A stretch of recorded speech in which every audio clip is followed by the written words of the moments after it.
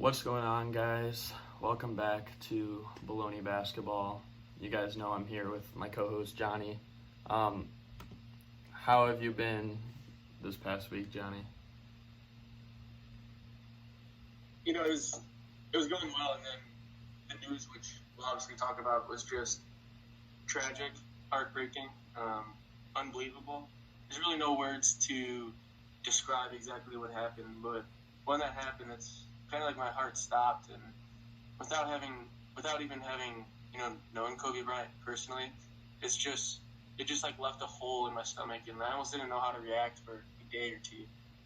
Yeah, and I mean it's kind of going to be the main topic for this whole episode, just kind of like remembering, obviously Kobe Bryant and his daughter Gigi in the basketball community. And I mean, before we kind of dive into it, I just want to say, because I know most of this episode we're going to be talking about Kobe, we'll be talking some about Gigi as well, but all the lives on that matter, and I know we probably wouldn't be talking about them if Kobe and Gigi weren't included on the plane ride, but all those lives matter. So every single family that was affected by that, everyone around the world that's been affected, obviously you have to feel for them as well. But I guess I'll start by asking you a question. You said your reaction, literally your heart just dropped. Where were you when you found the news? How did you find out about it? It's kind of crazy because I was just studying, doing some work, and I wasn't on my phone or anything, and then I got a FaceTime call from my sister and picked it up, and she says, "Is this Kobe news true?" And I was like, "What Kobe news?" And she goes, "Kobe died." And I said, "What?" And this was about 5 minutes after the news came out, so I went on my phone, went on my Twitter, and all I saw was this Kobe news, and it was just shocking because the day before we were talking about Kobe because LeBron had just passed him in all-time points. LeBron sent out his message, or Kobe sent his congratulations to LeBron, and LeBron sent something back. He was in the news, and we'd see him at these games, and we saw how much Kobe was loving his life post basketball. He played basketball for half of his life, 20 and 41 years, which was entering what was about to be the best part of his life, actually being a dad and being able to spend time with his children. And then this happens, and it's just wow, you just got to feel for the family, and like you said, feel for all the families, all the people affected by such a tragedy. Yeah. See, when I found out, you guys know from last week's episode, my birthday was this past Friday, so I went home for the weekend, and I was hanging out with my dad. We went to that Bulls game, which that turned out to be a disaster anyways, but I hung out with and family, and then I went out to eat with my mom Sunday, early Sunday.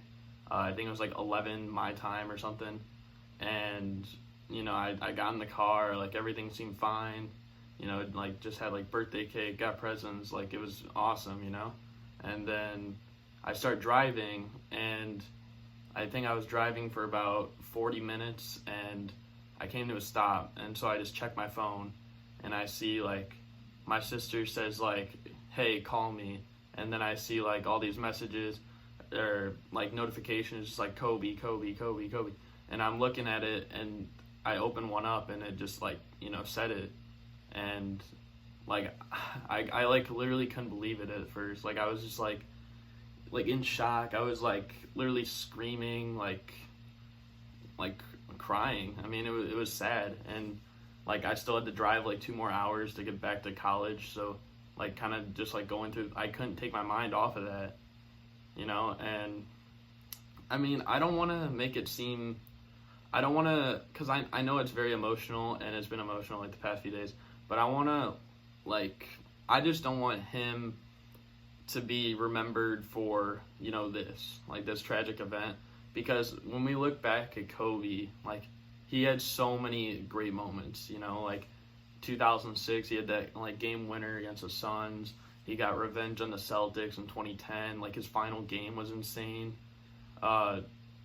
just like, I feel like that's what we need to remember Kobe for. And I mean, the saddest part about it is that, like, it just said Kobe at first. And then, sooner on, like, I mean, there were rumors about Rick Fox, and I mean, obviously he wasn't on there, but then his daughter's on there, and she seemed like he was gonna, like, kind of keep on his legacy. And, like, she kind of got him back into the NBA and stuff like that. So, I can't even, like, express it in the words. But, yeah, I don't know. I have like one other thing to kind of say on this. Like, we will remember Kobe as a basketball player, right? But to me, the biggest thing I take away from Kobe's career isn't necessarily him as a basketball player, because not a lot of people can relate to him as a basketball player. Not a lot of people are as athletic as him. They don't have the God-given talent. So what I'll take away from Kobe is his work ethic. He's always he's a guy I look up to for Mamba mentality is a thing. Not everybody has it. The amount of time he spent in the gym, the Jay Williams story, when Jay Williams asked him, "Why are you still working here?" And Kobe said, "I saw you walk into the gym, so I knew I had to outwork you." Just those things, him getting up at 4 a.m., those types of things are things that I'm going to remember Kobe for. And so now that he's not here, I'm just going to remember him for his Mamba mentality. So I think that's kind of one of my biggest takeaways from this whole situation. Yeah, and I mean, like, just kind of, like, looking at, like, all the posts on social media, like, how it's been, like, it's bigger than basketball. I mean, like, there's people, like, obviously the Grammys, they recognized him, like, other sports around the world, like, the Super Bowl press conference, they were just talking about him.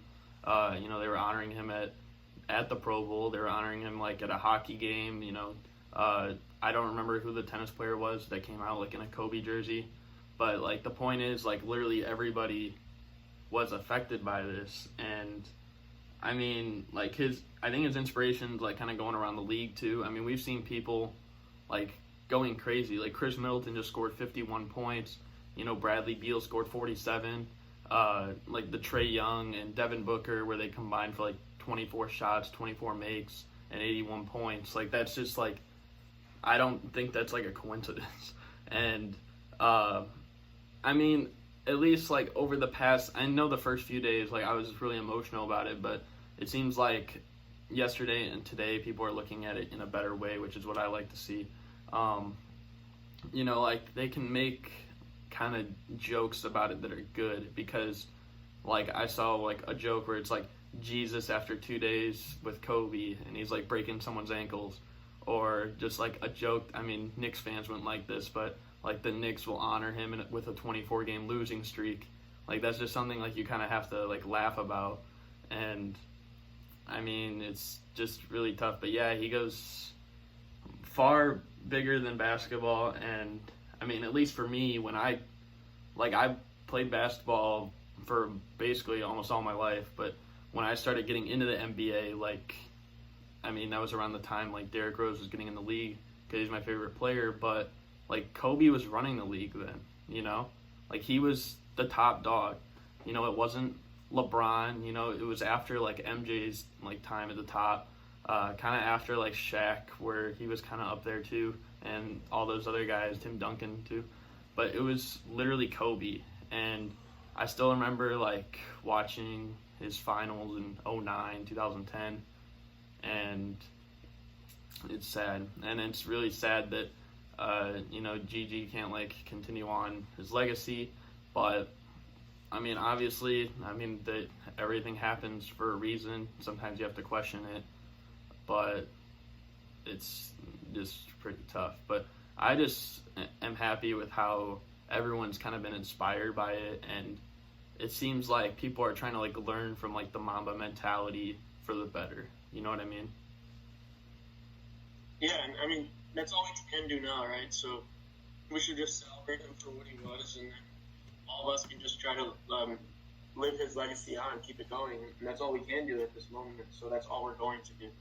Yeah, that's true. If you guys, like, noticed at the beginning, we took a 24-second silence for his number 24, and I mean, going into the next topic, we're going to do an 8-second silence for his other number.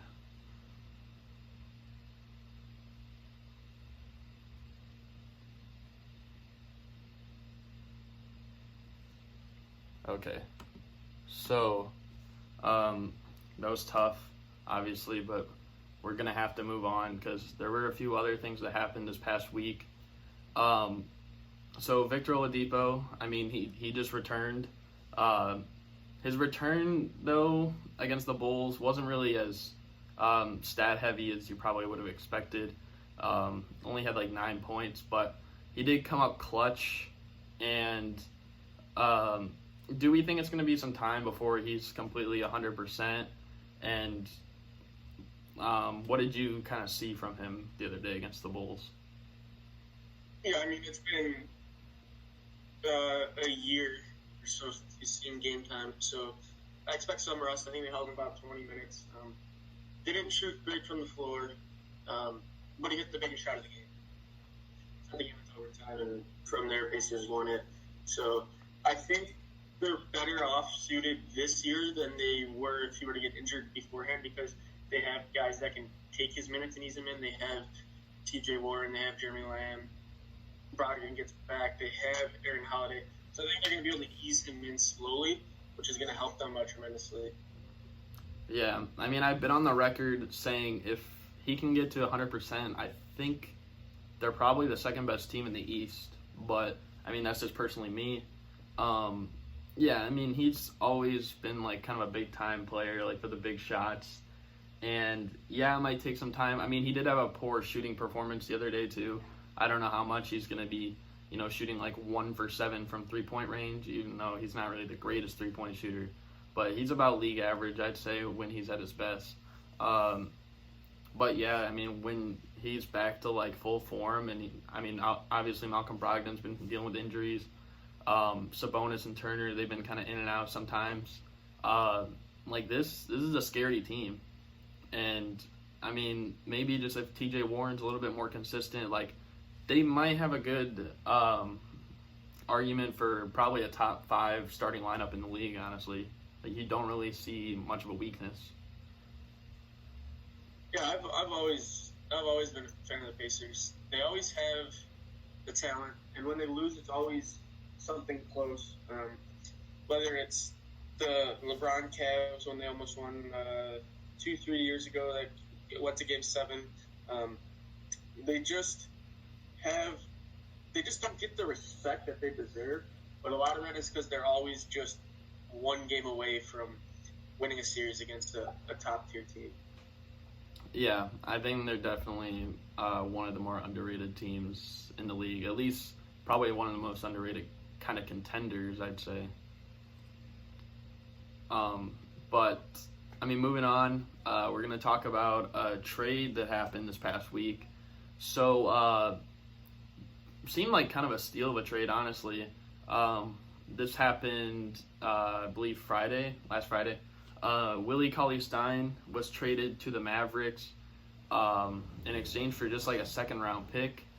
And, I mean, now the Mavericks kind of a replacement for Dwight Powell because he's most likely out for the season. How would you grade this trade for both sides? Golden State just didn't want him anymore, Cauley-Stein, so they just decided to pull the trigger. Dallas obviously needed a big to replace Powell, so they gave up a second-round pick. So I think for both sides, they honestly got what they wanted in the deal. I'm interested to see how Dallas uses Cauley-Stein, if they want to use him at the 5 and play Porzingis at the 4, or if they're just going to bring Cauley-Stein off the bench and start Porzingis at the 5. So that's gonna take some. That's gonna be the big thing I'm looking for when Cauley-Stein starts playing with them. Yeah, I mean, Willie Cauley-Stein, like, still a very quality center in the league. I think a pick and roll game with him and Luka would be really nice. It'll probably be just as good as him and Dwight Powell, assuming like there's no chemistry issues.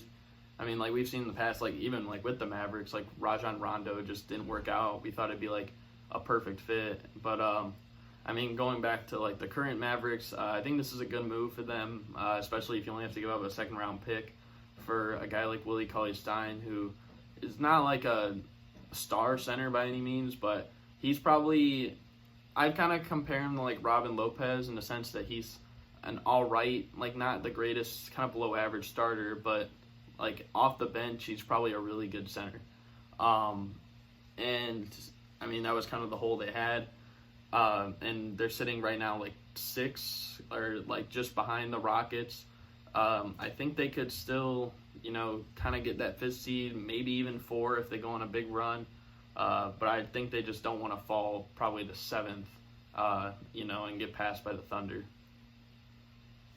Yeah, they need to hold their spot in the standings for sure. Yeah. Moving on though, to a fight that, I mean, this just happened yesterday, but I was checking like on YouTube, and I don't know if you know who Crispy Flakes is. He's like a YouTuber, but he put like weakest moment in NBA history. Like, I didn't watch the video, but I just thought like it was funny. Like, it was just like so like weird. So like obviously the Knicks and Grizzlies got into a fight. Elfrid Payton just like completely shoved Jay Crowder. And I mean, the main thing that we can like kind of discuss from this is like, what are the Knicks doing now? Because like they're just like so low in the standings. Like, I feel like you have people chanting "sell the team" in the crowd. Like, what's going on with the Knicks? I was just gonna say that was actually my favorite part of the fight. Was the Knicks fans just yelling "sell the team"? I don't know if you saw the report, but after the game, when the Grizzlies went to take their like showers and whatnot, John Morant said that 1, there was no hot water, and 2, there were only about 3 drops of water coming from the spout, so that essentially there was no water pressure at all either. So that just makes the Knicks look terrible from an organizational standpoint.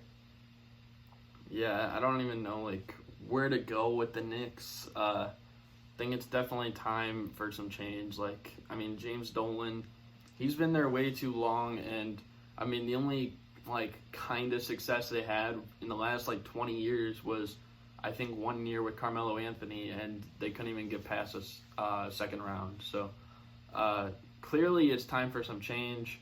I mean, also, I feel like guys are just not really motivated anymore, and they're like trying to play for their lives on the Knicks because like just like the whole situation's kind of upsetting them. I mean, I saw like in the first 5 or 10 minutes of the game, Dennis Smith Jr. was in, and he only played like 4 or 5 minutes, and he had like 3 turnovers, and he just like kept getting upset with himself. And I know he's been dealing with some stuff too throughout the season, but I don't know, they're just kind of like a mess of an organization. And I mean, granted, they shouldn't be beating a team like the Grizzlies, but you'd think they'd have like a little bit more class, more sportsmanship for this. Yeah, whole organization's a dumpster fire. That's about all that needs to be said. Yeah, it's just not really good. Moving on though, to kind of some All-Star information. So obviously the starters were announced, and I believe it was the same as the voting, except Kemba Walker replaces Kyrie Irving. And do you completely agree with the starters? And what can you expect from the reserves that will be announced later tonight? I'm not mad about anything. I think they did okay. My other thing was I may have put Ben Simmons over Trae Young, but both are going to be All-Stars, so it's not necessarily an issue. I'm just excited to see what they do with the reserves.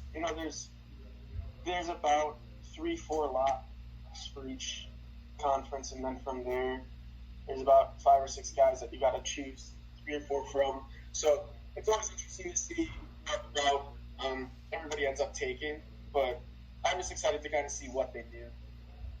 Yeah, I mean, I kind of agree with what you had for the starters. I'd probably replace Trae Young with Ben Simmons, but Trae Young's still having an all-star season, obviously.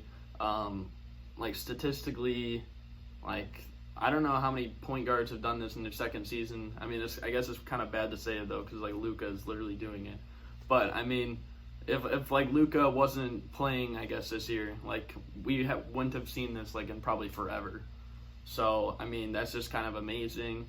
I mean, I think Kemba Walker did deserve it over Kyrie Irving, and that's no diss to Kyrie Irving. I just think he hasn't played enough games this season. And, I mean, we still don't even know what they're going to be like with just him, because we haven't had, like, big enough of a sample size with just him playing, and obviously before Kevin Durant comes back. And they were pretty good without him, so, I mean, that's going to be kind of tough to see. As for the reserves, I agree. I think the West has a lot more locks, personally. I think there's probably only, like, 1 or 2 spots that are open. Whereas in the East, I think Jimmy Butler's a lock. I think Ben Simmons is a lock, and then probably Bam Adebayo, maybe. But like everyone else, like it's probably up for grabs. You know, I'm sure a Celtic will get in, but we don't know if it'll be Tatum or Brown. You know, will Bradley Beal get in? Will Derrick Rose get in? Will Chris Middleton get in? We don't really know what the last spots are going to be like. But yeah, I just want Derrick Rose to get in. And if he doesn't, I'm going to be a bit disappointed for a bit. But, yeah, that's all I had to say about that. Yeah, that's fair. I didn't have I didn't really have the reserves up in front of me, so I was just kind of going with that 3 or 4 locks per conference. But I must say, I do agree with the whole West thing that they have more locks. I mean, for the sake of Rose, I think it's really tough because, I mean, like, 2 of the 4 TNT panelists pick him. I saw someone the other day who didn't even have him as a snub, and then like I heard Richard Jefferson, in the game against the Nets the other day, and he's like, I think he's definitely a reserve. So I really don't know what to expect. It really just kind of depends. But I mean, I think if it comes down to something close with other players, who I don't know, man. I mean, I don't want to like hate on a certain player and then someone says something, but the point is, if it comes down to close production-wise for the season, I think that people in Chicago would like to see him in the All-Star game. Yeah, that's kind of where his case, that's like where you can make a case for him, is that it's his hometown. And so it's the same thing where people are making a case for Levine to make it, is that he's playing in Chicago and the All-Star game in Chicago. So that's kind of where I am at that. That's where I am on this topic. Yeah, and I mean, I'm kind of surprised how many people have been talking about Levine, But, yeah, actually, I didn't have this on our, like, kind of script because we, like, kind of make it out before, but, or I had it, like, a bit earlier. We are going to kind of talk about it, but obviously the trade deadline is coming up this upcoming week. What can you expect? Like, do you have, like, anything that you can kind of predict in the trade deadline? I know you've been talking about the Spurs a lot this season, so. So Spurs are right now 2.5 games out from the 8th seed. Memphis is 8-2 in their last 10, so I'm not sure I expect them to keep it up the way they are. So San Antonio's going to be in the thick of it, but I don't know. I think they're more likely to trade Aldridge than they are DeRozan, but I think that they can get a bigger return for DeRozan. I still think they need to just turn this team over to the young guns and start looking towards the future. Start playing Lonnie Walker more, start playing Derek White more, start handing the keys to DeJounte Murray. So in my heart still tells me that they need to make a move and get rid of one of those 2 vets, but I'm not sure that they do it. I think we're going to see the Lakers and the Clippers. I think we're going to see the Lakers make a smaller move, some depth move. The Clippers, I think, will make a move as well, but it might be a little bit bigger because they have a little bit more to work with. I still also I still have the belief that Denver should try to get a big name because they have too many guys and can't play them all. They should group some of those guys together and they can go out and get a bigger name. In terms of the East, I don't know.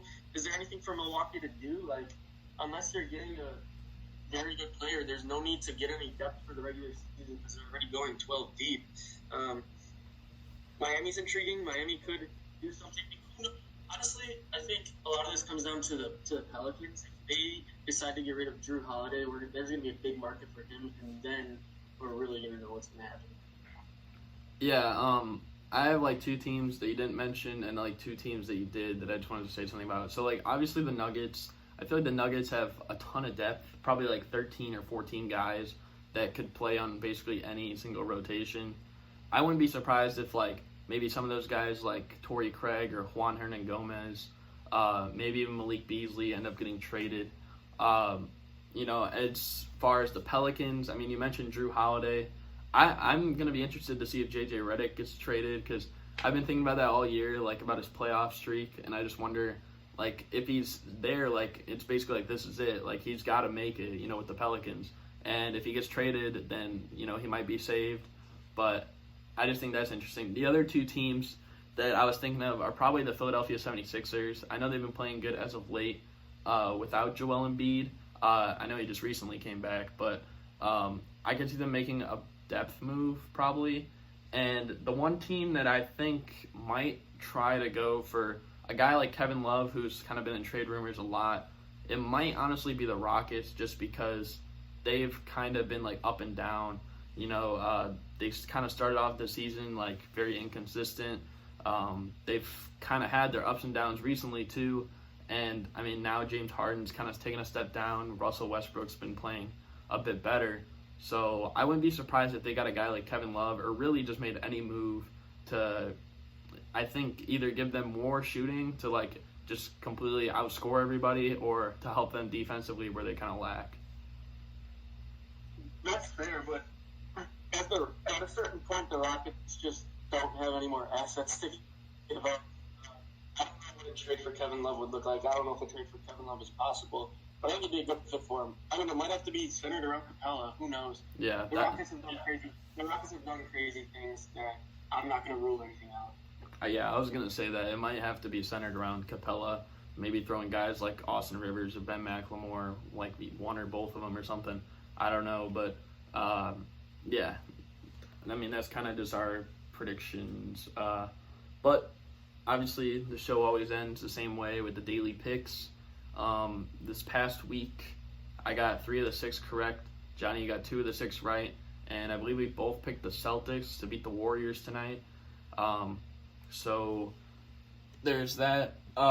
So in terms of the games coming out for this week, Friday we have Dallas against the Rockets. Who's winning that one? I'm going to go with Houston. I'm probably going to go with Dallas, honestly. I'm going to take the Mavericks. Saturday, we got the Nets and the Wizards. Who's winning that? I'm going with Brooklyn. I'm going to go with the Wizards. I don't know. Like, it seems like the Wizards, like, kind of depends. I mean, if they're on, they're a really good team offensively. But, yeah. Sunday, we got the Pelicans and the Rockets. Who's winning that one? I'm going with the Pelicans. I'm actually going to take the Pelicans, too. Monday, we got the Mavericks and the Pacers. Who takes that one?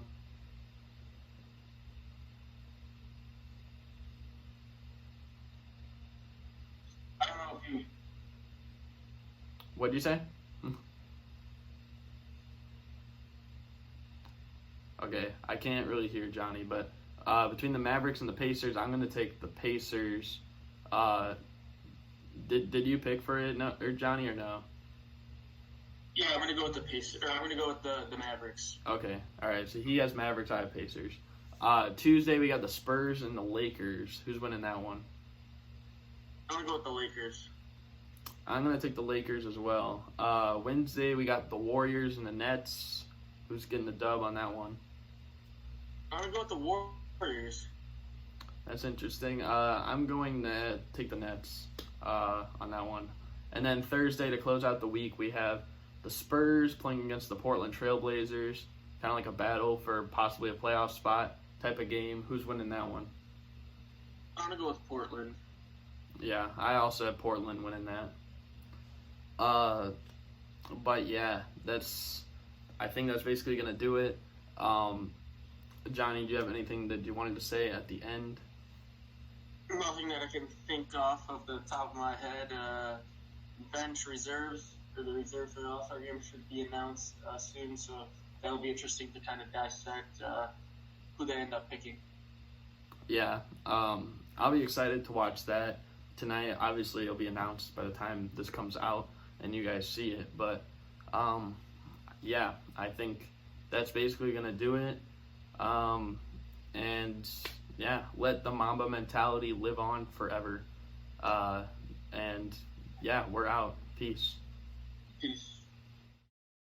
Yo, quick message. So I have two things at the very end. First of all, I am going to start uploading again, obviously. This is kind of a signal for it, just putting Bullony basketball back on here. And second of all, looking back at Kobe, don't look back at the tragedy, please. Let's look back at the stuff that was great about it, you know, all the great memories he had, all the people he inspired around the world, and just everything he brought to everyone. So with that, I gotta say thank you to Kobe Bryant for inspiring me and inspiring just literally everybody I know. So yeah, that's gonna do it. We're out. Peace.